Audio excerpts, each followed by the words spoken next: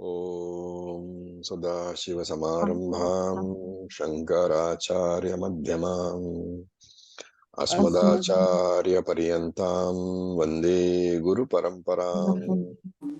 Om Sahana Vavatu Sahana Bhunaktu Sahaviryam Karvavahai Tejasvinavadhitamastu ma vidvishavahai. Om Shanti Shanti Shanti. Om Tat Sat. Om Namah Shivaya. So we will continue with the 29th verse. So let us chant. Shri Bhagavan Uvacha Shri Bhagavan Uvacha Samoham Sarva Bhuteshu Samoham Sarvabhuteshu Name Dveshyosti na Priyaha Name Dveshyosti Priyaha Ye Bhajanti Tumam Bhaktya Ye Bhajanti Tumam Maite Teshu Chapyaham Maiteshu Chapyaham. Okay. So I'll just mute y'all and then we'll progress. So look at the words. Sarva Bhuteshu, in all the beings, Aham Samaha, I am the same. And why does he say so? The reason is given. Na dveshaha asti, na priyaha asti. So na me dveshaha asti, na me priyaha asti. There is nobody who is dear to me. Na me dvesha asti. And na me priya asti. There is nobody whom I hate. There is nobody whom I love. So, therefore what? Te ye bhajanti mam bhaktya. Those people mam bhajanti bhaktya. Mam bhaktya bhajanti. Those who worship me with devotion, with bhakti. Mai cha aham apiteshu. So mai, first mai. Mai means those people who worship me with devotion, they are in me. Te ye mam bhajanti bhaktya mai. They are in me. And also aham api teshu. I am also in them. Okay, so now a good question here. He has said that those who worship me will merge into me. So the answer is, the question here is, why is it that only people who worship the Lord will merge into the Lord? Does not this lay him open to the charge of partiality? So he says no. And the answer is given in this verse. Aham sarvabhuteshu samaha. I am the same in every being. So I am the same in every being. What is the interpretation?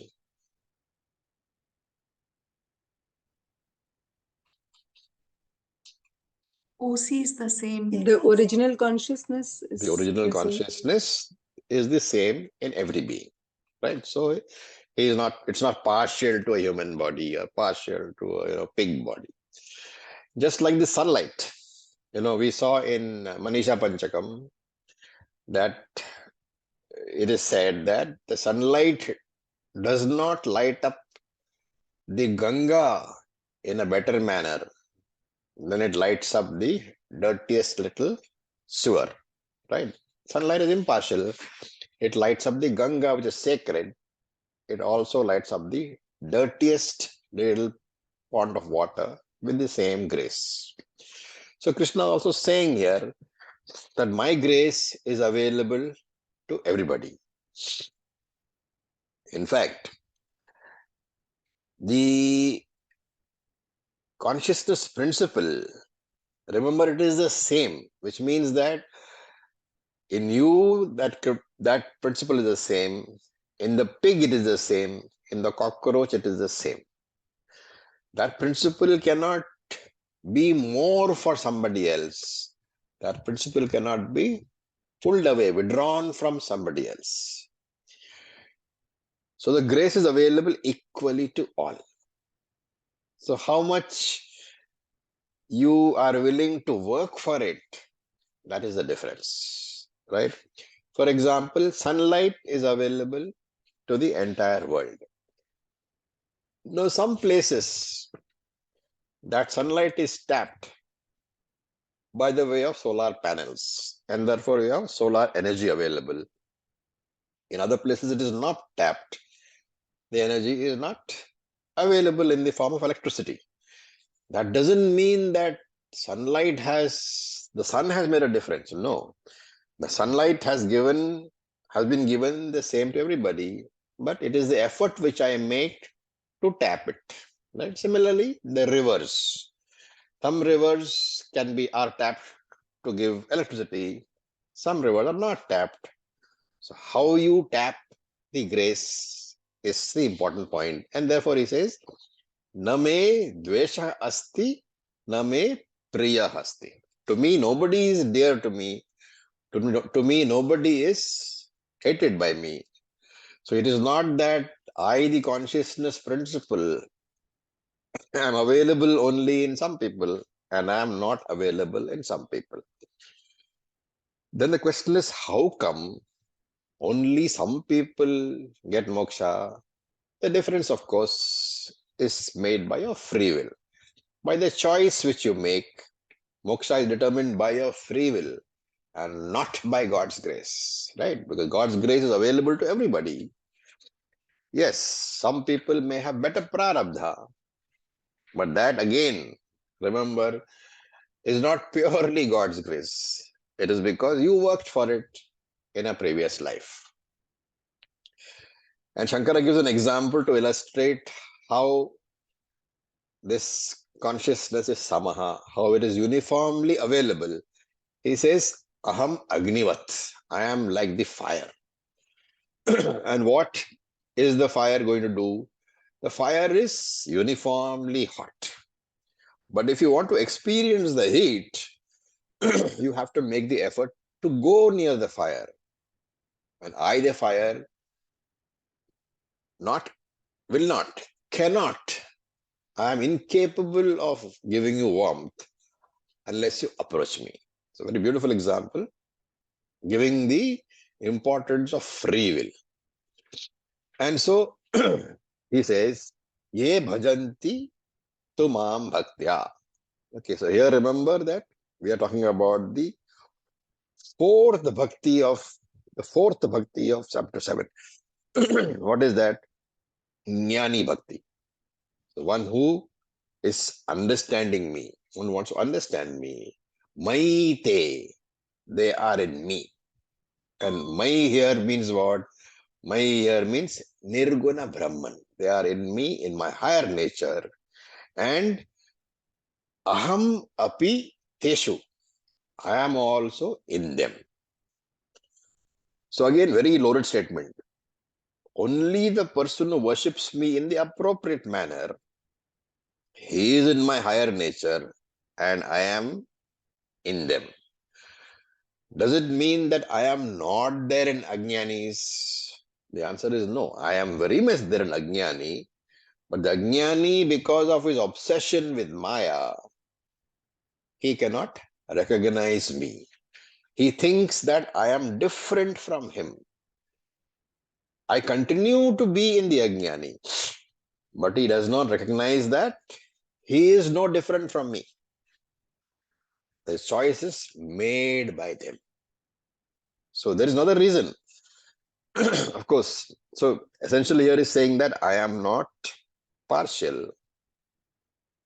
The attainment of moksha by anybody, any seeker, any sadhaka, is not because of the fact that I am partial towards him, It is, of course, only because of the fact that he has made the necessary effort. Okay. Then there is another more Vedantic reason to say that Ishvara cannot give moksha. Can you guess? The statement is that Ishvara can never give moksha to anybody. I'm already. Because I'm already Because Mukta. you're already Brahman. Mm. How Mm. can anybody make you what you already are? Right? So this is the beautiful little piece of advice over here from Krishna, that it is only your own effort which brings you moksha.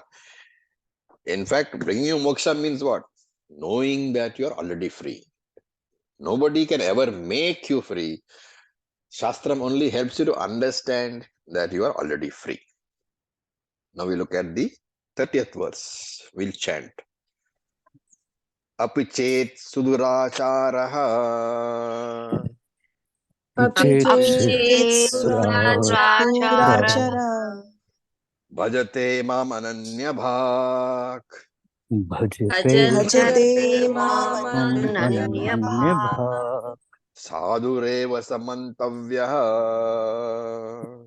Sadhureva sadhureva Samanyavah samantavya samyak vyavasito hi saha. samyak Samyak Vyavasito vyavasito Hisaha Saha, that person, mam bhajate, who worships me, ananya bhak, with no other commitment, with undivided commitment. So ananya bhak is ananya bhakti. That's it. Anya bhakti is bhakti towards somebody else. Ananya bhakti is bhakti only towards me. So the bad person who is worshipping me with complete commitment, sadhu eva mantavyaha. He only should be considered as a sadhaka. Mantavya should be considered. And Krishna adds a very important line here. The one who worships me with undivided focus should be considered as a sadhu, as a dedicated seeker. And what is the condition? Chet api suduracharaha. Even if he has the worst conduct, even if he is the most feared assassin or murderer, if he worships me with undivided commitment, he should be considered a saint, because sa samyak vyavasitaha. He has made the correct choice now. Okay. So could be interpreted in a controversial manner. We'll see how it is actually to be interpreted. So from this verse until the end of the chapter, 34th verse, Krishna is glorifying bhakti. And what is the greatest glory of devotion of bhakti? It is a sadhana, it is a discipline which can be started at any stage of your life, right? Unlike Jnana Yoga, because Jnana Yoga requires Chitta Shuddhi requires Karma Yoga, and after that it is Upasana Yoga. So Karma Yoga, Upasana Yoga, Chitta Shuddhi, then Shravanam, then Mananam, then Nididhyasanam. Jnana Yoga requires a lot of preparatory discipline. Whereas to become a bhakta, you do not require any qualification. Why? Because bhakti itself has got several stages. We saw. What are the stages?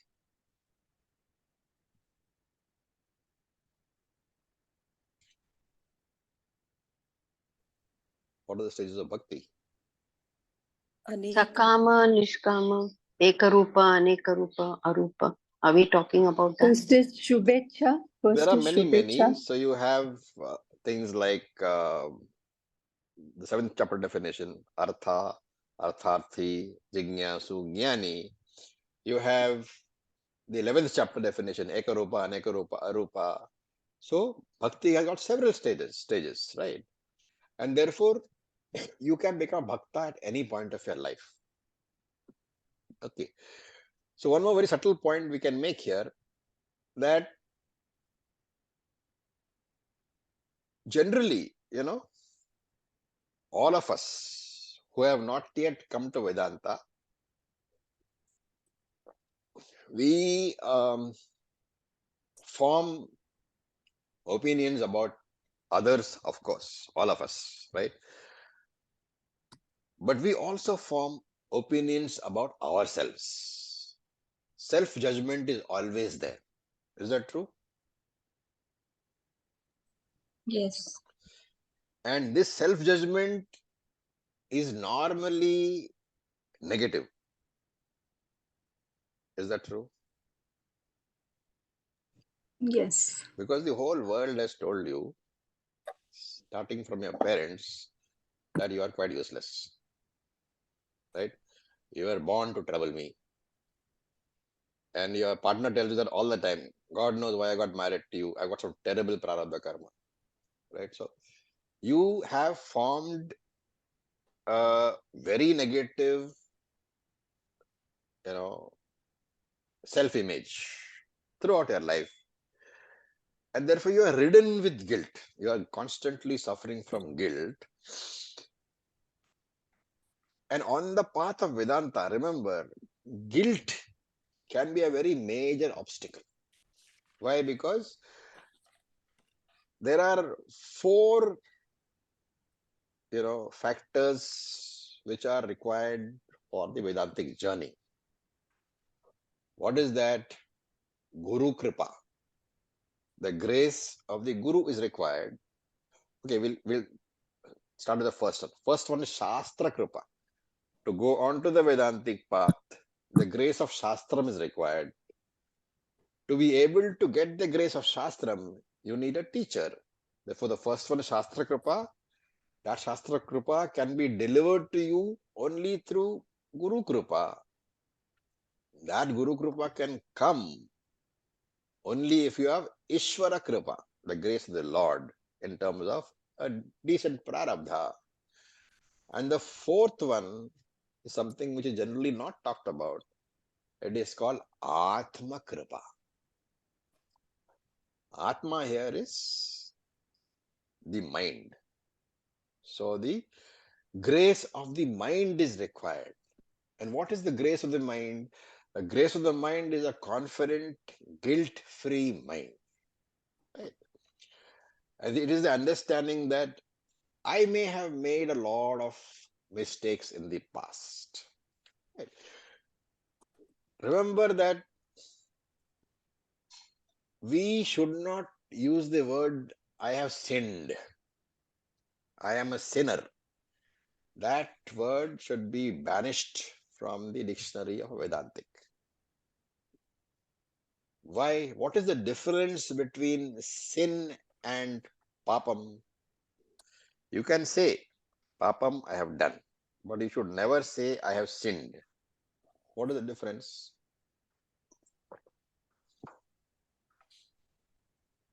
You commit a sin willfully. Well, papam also you can commit willfully. But sometimes it is unknowingly also. Even sin you can do unknowingly, right? Okay. What is the difference? It's a very, very important difference. In papam, we can come out of it by uh, saying confession or something. Confession and recorrecting ourselves. In the case of sin, probably I think it is too deep and we can't easily come out. No, sin basically comes out of a philosophy which says that if you have sinned, there is somebody who will punish you. Right? And once the punishment is over, then that sin has been, removed. But papam, the very definition of papam is what? It is an action which has got the potential for pain. Right? So if you want to put it in English, a catchy language, you can say, you are punished for your sins, but papam, itself punishes you. The law of karma has to be invoked. Of course, Ishvara, that Ishvara as karma phaladata is there. But remember that he has just made the law. And therefore, if you have done a papam, that papam itself was an action which carried with it the potential for pain, and that pain you will get. Of course, you can do, what they call prayashita karma, and negate those papams and all that. But the idea here is that this papam can be recognized, and as somebody said, you can use to correct the papam and grow spiritually. You have to recognize that, because once you recognize the fact that papam is not a major obstruction, that if I have done papam in my past, that I will never come to spirituality, I can never get moksha. Once that idea has been discarded, then you can accept the fact that as a ajnani today, you have a future in moksha. Understanding that you are free and have been free is possible for you, even though there is papam. And similarly, you can understand that every jnani that you know, he has also had a past which has a lot of papam. This understanding frees you from guilt, right? That guilt-free mind is Atma Kripa. And that is what Krishna is saying here. Api chet suduracharaha. Suduracharaha. Even if you have done the worst sins, right? You have very, what they call, you have been given to very despicable behavior, contemptible behavior. You have been an extremely evil person, and you have systematically committed every sin in the rule book. Every papam you have committed. Even then, he says, don't be worried. Why? Because what have you done? Ananya bhag bhajate. Now you have made up your mind that you are changing the direction of your life, and therefore you are worshipping me. So Shankara defines Ananya Bhak, Ananya Bhakti San. With Ananya Bhakti, with complete focus, with total surrender, if that person comes to me, then Krishna is saying, hey Arjuna, the day you decide to come to the spiritual path, you are a powerhouse. Nobody can stop you. And therefore here, the idea is that a person who has decided to change the direction of his life, that decision is the very turning point in his life. He is as good as a saint. And the direction of a journey matters, right? You can either go towards moksha, you can go away from it. And that is why sadhureva samantavyaha, this person should be considered as a very dedicated Vedantic seeker. Why? Samyak vyavasito hi saha. So vyavasitaha is the arrangements, the decisions in your life. Samyak is completely right. So you have made the right decision in your life. You have reshuffled the priorities in your life. You have rearranged the priority in life to make Vedantic seeking the priority. And therefore, that direction is the right one. Once you have made the direction, you are as good as a saint, because no one can now come in the way of your moksha. Acharya ji, Yeah. just a very basic question, I don't know, but how would we really define punyam and papam to be consistent at all levels of thought, word, and action, and in terms of receiving the karma phalam? See, if you look at the laws of karma, a mental action, a mental thought, a thought basically, right? An evil thought. Now we often say, that purity of your mind of purity basically is at 3 levels: mental, verbal, and physical. But at the mental level, it doesn't really harm anybody, does it? Excepting yourself, of course. But then that would be papam towards yourself. If you are harming anybody, whether it's yourself in any way, whether it takes you Yes. away from a spiritual path. So I'm sorry, but as I would understand, papam would be anything which would take you away from your spiritual path, any thought, any words, any action undertaken. And punyam would be anything which will probably keep you on that path. Similarly, if there is any situation which comes in front of us, if it takes you towards the spiritual path, whether it is a pain, whether it comes in the form of your mental pain or any pain, that would be considered a punyam. No, So no. The definition of punyam is very clear. That which gives you pleasure in future. Potential for pleasure. And the definition of papam is very clear. That which is potential for pain. but That is the every whole, pain that of karma phala will direct us towards a spiritual path, so that's isn't different there pleasure completely. at the end? That is different Okay. completely. You can learn, and that is not necessary. If I have pain from my actions, I can become a very bitter person, cursing the whole Okay. world and Nice. cursing the Lord. But I can also use that if I have the right discretion to say that what I was doing is not correct. Now I should do better. There's one more point in your answer. The phalam is always of a karma, right? And there is a very clear understanding that unless the karma actually takes place, the phalam cannot come. Now, what Yes. happens if you have a uninvited negative thought? It is a thought. What is the phalam? Not unless it's converted to an action, there will be no karma phalam by the law of karma.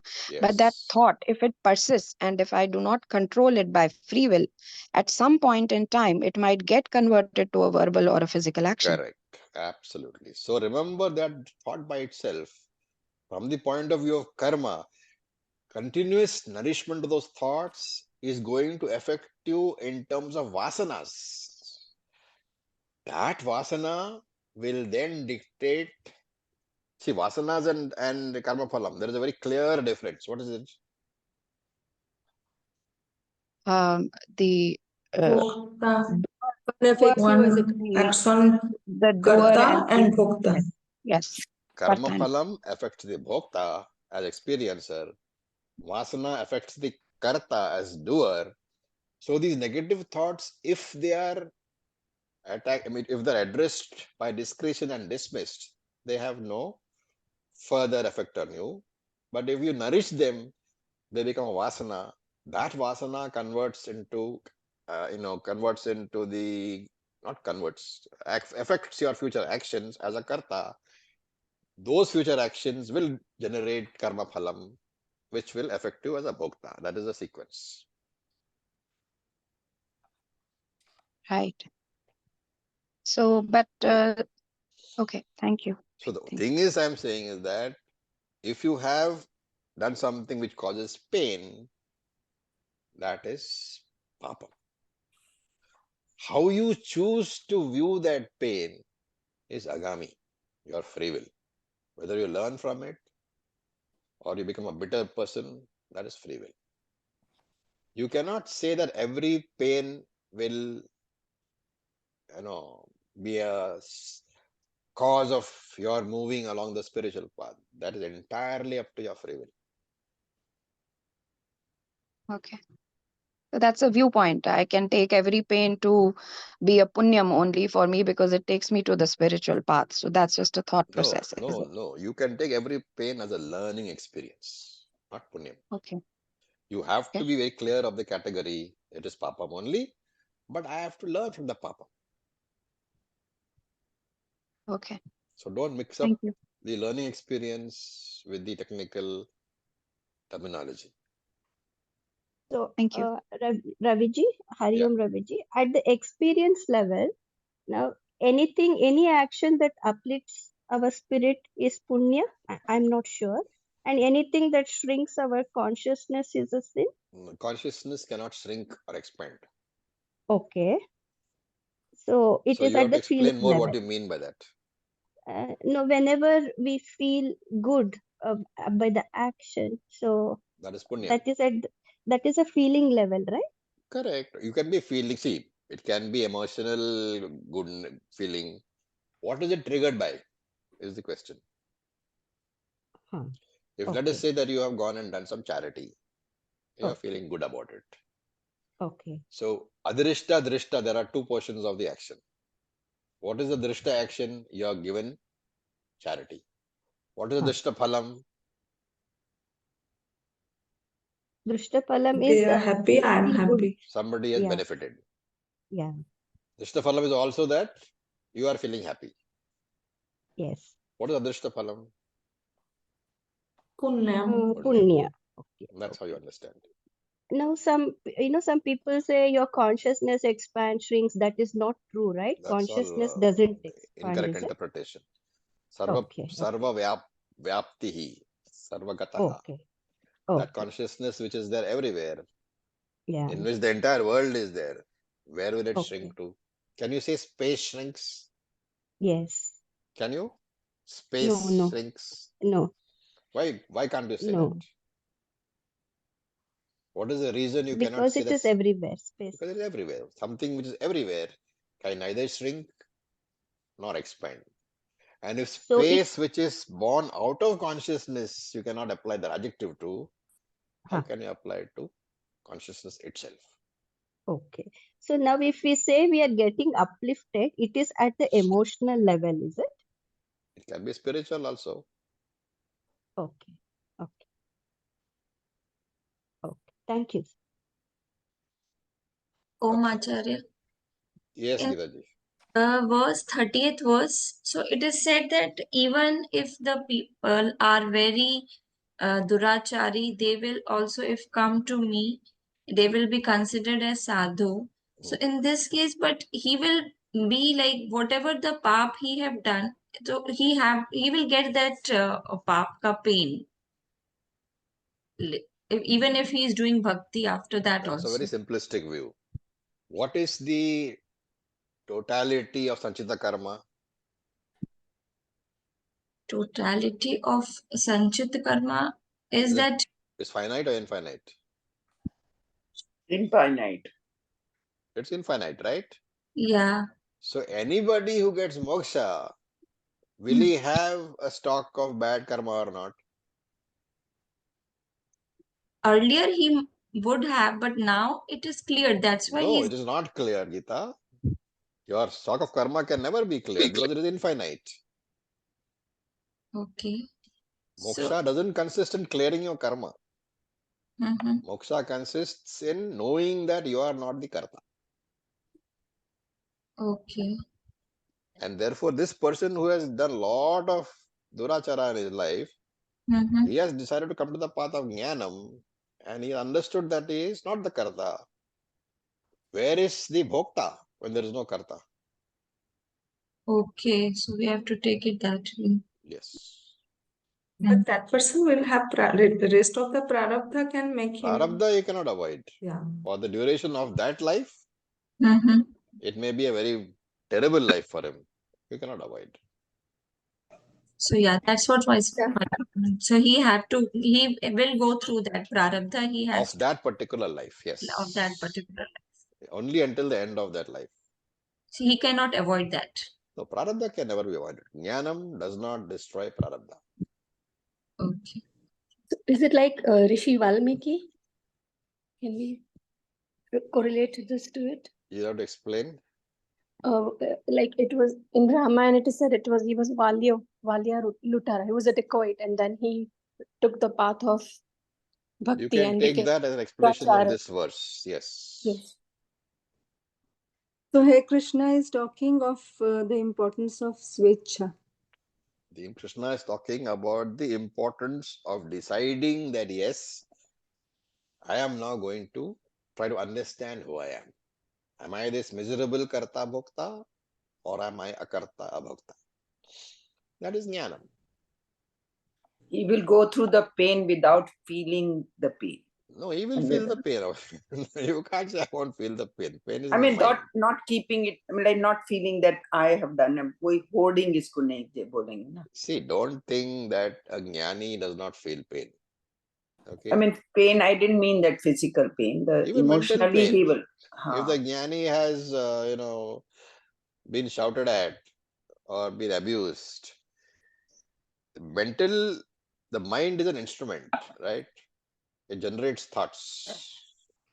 That disturbance will be there, but the jnani dismisses the disturbance. At the mental level, remember, the mind can never have zero FIR, whether it is jnani or ajnani. So throughout your life, let us say that you become a jnani. Let us say all of us are jnanis, because we have been sitting in this, Bhagavad Gita for about 5 years now. Okay, we are all jnanis. But does it mean that when some, painful situation comes in life, we don't feel pain at all?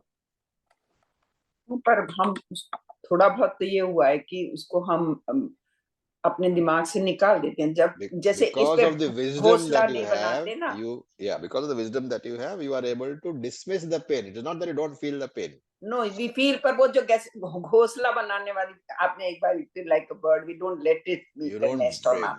make the nest in your mind. हाँ, Okay, so what you do is you dismiss it. At the same time, you can continue to try to improve your mind by doing meditation, by entering into samadhi. All these yogic practices can improve the quality of your mind. But remember that the best of jnanis, FIR cannot be zero. And therefore, this particular aspect has to be remembered. As a jnani, it is not that my mind will never be disturbed. My whole life, I have to work towards ensuring that the disturbance is minimal. That is why they say jnani cannot give up sadhana.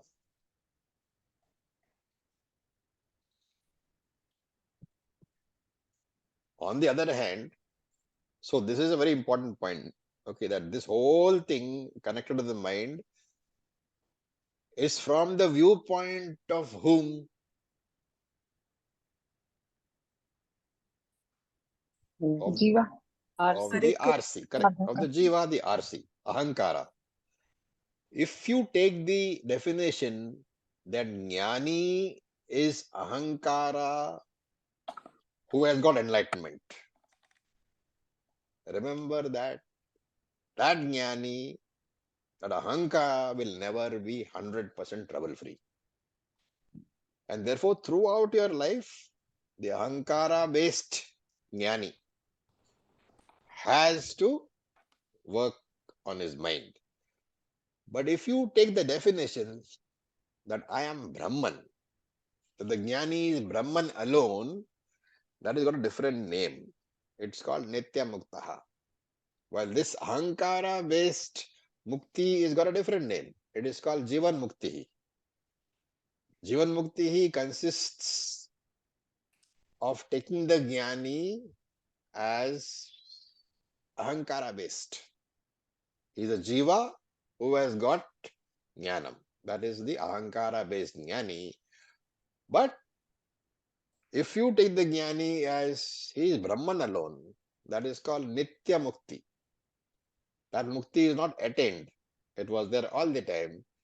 As a Nitya Mukta Jnani, you may choose to ignore your mind completely, because you know that whatever happens in the mind is happening to it, and I am not concerned. So based on your own understanding of what a Jnani is, the approaches are different. If you are Ahankara based Jnani, you will spend the rest of your life after Jnanam improving the mind through meditation, samadhi, etc., so that you have a comfortable and pleasant life, enjoying the fruits of mukti, which is a mind which is free of disturbances, almost free of disturbances. But while if you are saying I am a Nitya Muktaha, then you won't worry about whether the mind is disturbed or not. Remember that Nitya Mukta status is the primary definition of liberation. It's not very easily talked about. That is the primary definition of mukti. It's extremely difficult. It means that you have to ignore your body and mind completely. You are not focusing on that. That is not possible for most of us. So even as jnanis, we focus on jivan mukti, ahankara based jnani. Try keeping on improving your mind. What happens is that mind, since it is a mind, will never get zero FIR. When the body dies, then that jivan mukti is converted to videha mukti, which is nitya muktaha. So you can choose to have jivan mukti, which is a process. You can choose to have videha mukti instantly. Oh, Acharya ji, Yeah, you said without ahankar. So, like Nitya Mukta thinking, I'm not the mind. Then I who am not the thinks body at all. I'm not the body, I'm not the ahankar? Then who thinks? I No, would like to. it is ahankara who thinks, of course. Okay. But if you have got that conviction, then out of that conviction, you can have two ways. After having the conviction, you can say, no, I want to enjoy my life also. Let me have Okay. a mind which is comfortable so that my mind is not disturbed. And therefore, you go on the ahankara based movement and you keep on improving your mind. Or you say, I don't care what happens to me, my body mind complex. Let it do what it wants. That is called Nitya Mukti. Thank you. It's not easy to be Nitya Muktaha because you have a mind, right? And if your mind is disturbed all the time, it might even shake your knowledge. So we recommend that, yes, with the understanding that you are Brahman, Nitya Muktaha, you should continue to refine your mind as life progresses. Do meditation, do nididhyasanam, get rid of viparita bhavana to the extent possible. But always be aware that just because your mind is disturbed doesn't affect the status as Nitya Muktaha. So it is a double approach actually, like in a way that you think yourself to be Brahman at Paramarthic level, but Yes. since you have to deal at Vyavharik level, you even surrender to God and Easwara. So it's dual Yes, correct. approach. Okay. Correct. There is no real separation of these paths. But you can choose. There are people who have, like Ramana Maharshi was one, right? The story was that he didn't care about his body and mind at all. So Ramana Maharshi, if you look at, there are stories where his body was being, attacked by ants, right? So, and he was not bothered. He was in meditation. So that is Nitya Muktaha. But whether you want to do that or not is the question. So is even Mahavira was like that? Yes. Mahavira then. Jainism doesn't accept Atma, so, Yeah. But I have read like he used to say that he coexist with the existence. That's why he was not wearing clothes and things like that. so that's Like, part of the thing yeah. is that when we are outside the Vedic framework, it's difficult to discuss this because Mahavira didn't believe in the Veda at all. Yeah. So how do we, assume that he was But from Brahman? our point of view, From our point of Brahman. view, if you are running stark naked, completely in the knowledge that you are Brahman, yes, there are so many what you call examples in the Puranas where people didn't, in fact, that is the most well-known idea of fakir, the one who Right. doesn't care about his body, right? Bhajagovindam talks about that only. Right. Dadichi Rishi also, I read somewhere as a child, a story about Dadichi, that he was being bitten and not by ants. वो मैंने ददीची का नाम सुना था शायद. Valmiki was in a ant hill or something. Anyway. So that's the idea. The idea is that we should know that there are two levels of bhakti, of moksha. One is primary moksha, which we call nitya muktaha. One is secondary moksha, which is more popular because you are a person who is focusing on the mind at the point of time, and you are trying to improve your mind. I'm not recommending that you say I'm nitya muktaha and forget about the body. Okay, we all live in society, we have families, so you can have the nitya mukta understanding. At the same time, you can tell yourself, doesn't matter if I'm nitya muktaha, as long as his mind is there, let it be reasonably fit. And if you work on your mind, not only will you be happy, people around you will also be happy, right? Because they're not wandering their house, with no clothes on.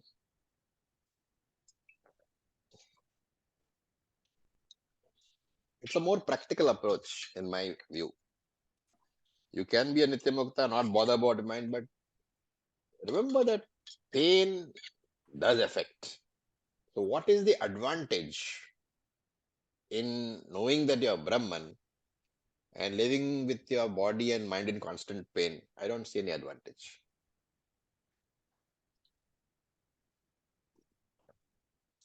FIR are low when you understand this. FIR is part of the mind. When you understand it, no doubt, since you are disconnecting yourself from the mind, the amount of FIR comes down. But the mind will always have problems. And therefore, it is better to work on the mind through your Ashtanga Yoga sadhana. That is why we take that Patanjali's Ashtanga so seriously, because it enables us to work on the mind. At the same time, we reject the philosophy. The philosophy comes from Vedanta. But the Yoga Sutras help us to work on the mind. That's the best approach, actually. Which is what Krishna also, tells us, because sixth chapter is what? Entirely Ashtanga Yoga only.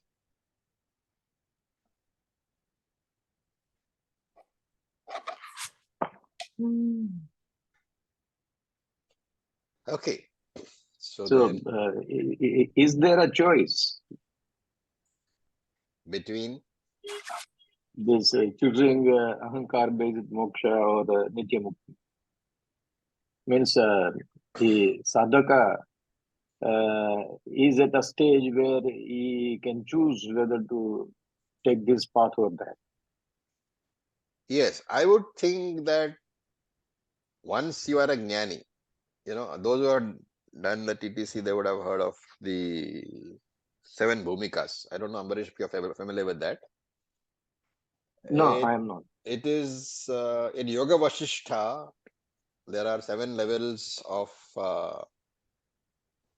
travel through the spiritual path which are mentioned.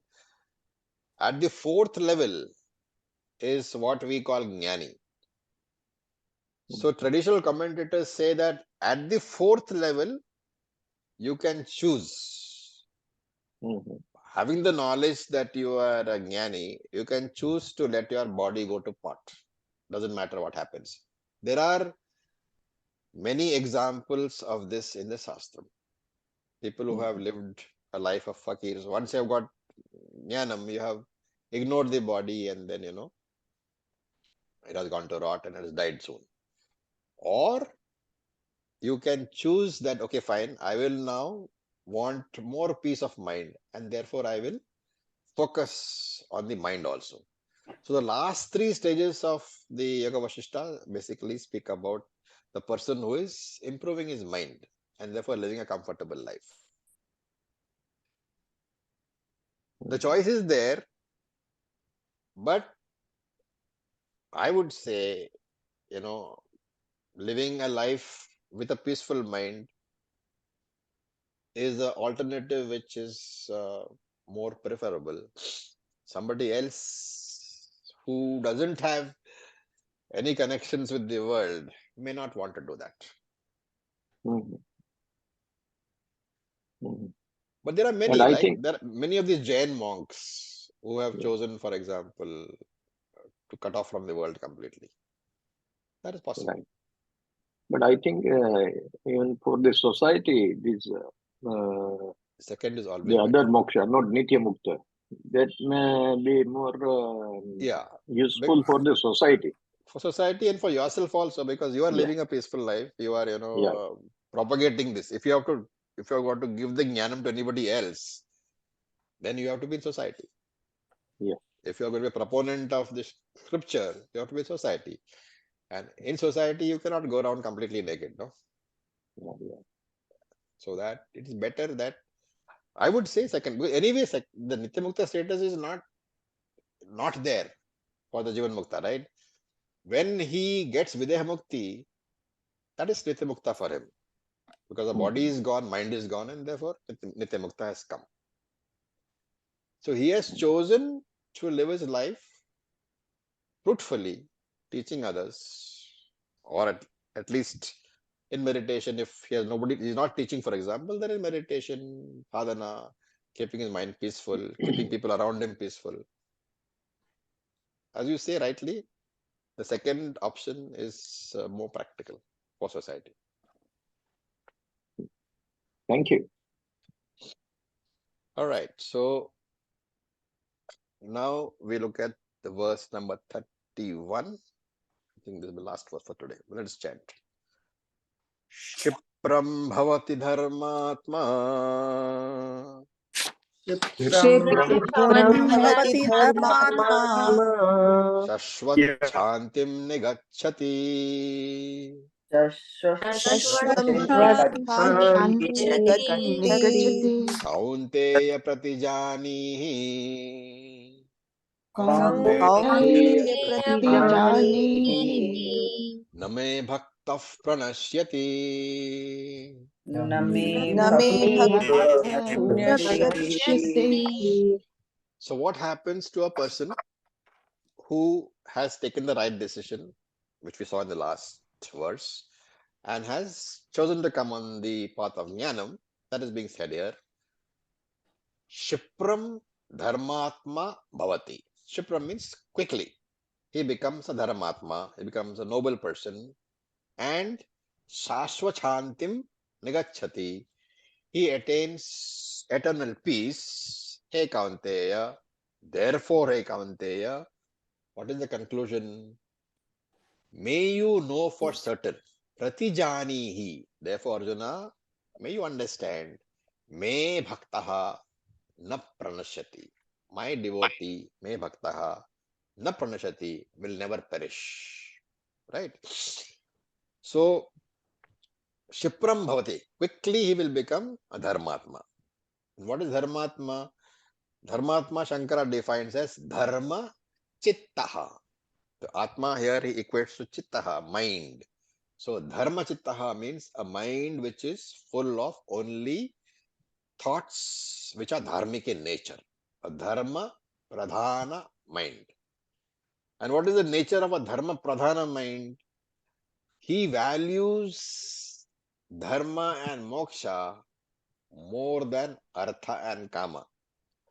So remember it, when I say that, I don't mean that you reject artha and kama. As purusharthas, you need not reject artha and kama. Just that the value for dharma and kama and dharma and moksha is more than the value for artha and kama. If it comes to a choice, you should know which to choose. So it's like going to a restaurant and ordering, let us say, curd rice with pickle. Now, will you say, give me pickle and curd rice? Or will you say, give me curd rice and pickle?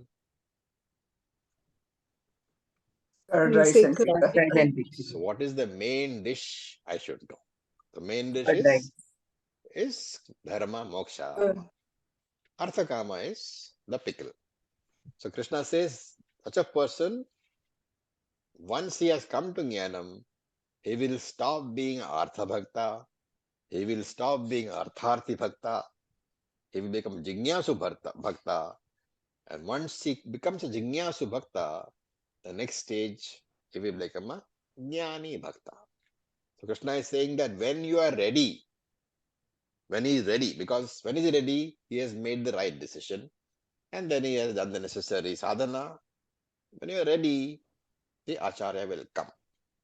Like when the flowers bloom, the bee does not need an invitation. Similarly, when you are ready, a suitable environment will be presented to you.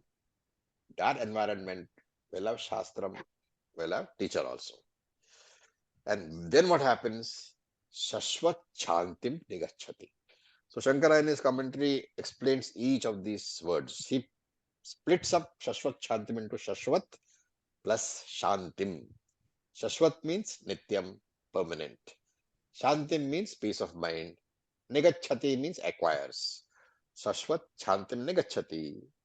He acquires permanent peace of mind. What is permanent peace of mind? Mind which is not disturbed by all the events that you will face in your life. You will face good events, you will face bad events. That mind will not be disturbed. And therefore he says, Kaunteya Pratijanihi.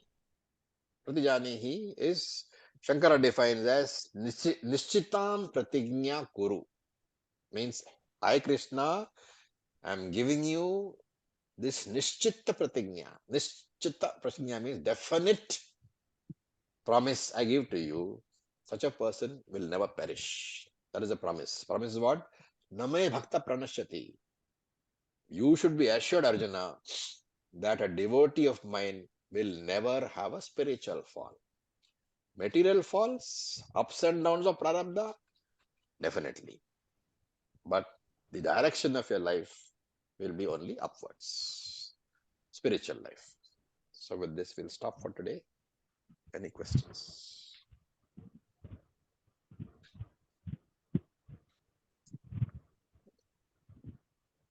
All these verses, once you understand and meditate, whenever you have a bad time, so as a Vaidika also you will have bad times, and some of us have very bad prarabdha, right? Whenever you have very bad prarabdha, this verses should come to your mind.